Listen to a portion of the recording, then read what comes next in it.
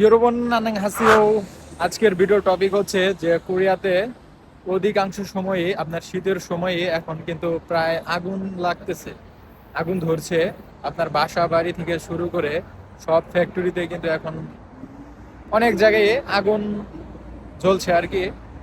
এই আগুন লাগার মূল কারণ হচ্ছে যে আমরা মানে বেশি সতর্কহীন, অসতর্ক অবস্থায় থাকি, মানে চলাফেরা করতেছি। এই যেমন আপনার বাসা বাড়িতে আপনি যখন রুমে রয়েছেন তখন হিটারটা অন করে থাকতেছেন, যখন আবার রুম থেকে চলে আসতেছেন তখন কিন্তু সেই হিটারটা আপনি অন করেই রেখে চলে আসতেছেন। এর কারণেই মূলত আপনার ফল্ট হওয়ার ফলে ওই হিটার থেকে আগুনের সূত্রপাত বেশিরভাগ সময় হয়ে থাকে।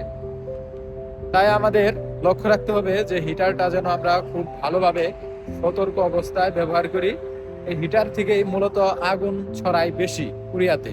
তাই শীতকালে আমাদের হিটার খুব সাবধানে ইউজ করতে হবে কি। হ্যাঁ, হিটার ইউজ করতে হবে, ঠিক আছে। এই শীতের মধ্যে আপনি হিটার ছাড়া চলতে পারবেন না, কিন্তু হিটারটা আপনার খুব ভালোভাবে চালাতে হবে, ইউজ করতে হবে খুব ভালোভাবে, মানে সতর্ক অবস্থায় থাকতে হবে।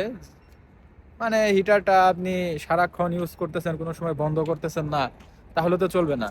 আপনি রুমে রয়েছেন তখন হিটার চালান, সমস্যা নাই, কিন্তু রুম থেকে যখন বের হবেন তখন অবশ্যই হিটারটা অফ করতে হবে। এই আগুনের সূত্রপাত হচ্ছে হিটার। কোরিয়াতে শীতের সময় বেশিরভাগ সময়ে আপনার বাড়িতে সব জায়গায় আপনার আগুন লাগে এই হিটারের কারণে। তাই হিটারকে অবশ্যই ভালোভাবে ব্যবহার করতে হবে। সো ভিডিও ভালো লাগলে অবশ্যই লাইক কমেন্ট শেয়ার করবেন আর চ্যানেলটি অবশ্যই সাবস্ক্রাইব করবেন। টাটা বাই বাই, খামসাহামনিদা খামসাহামনিদা।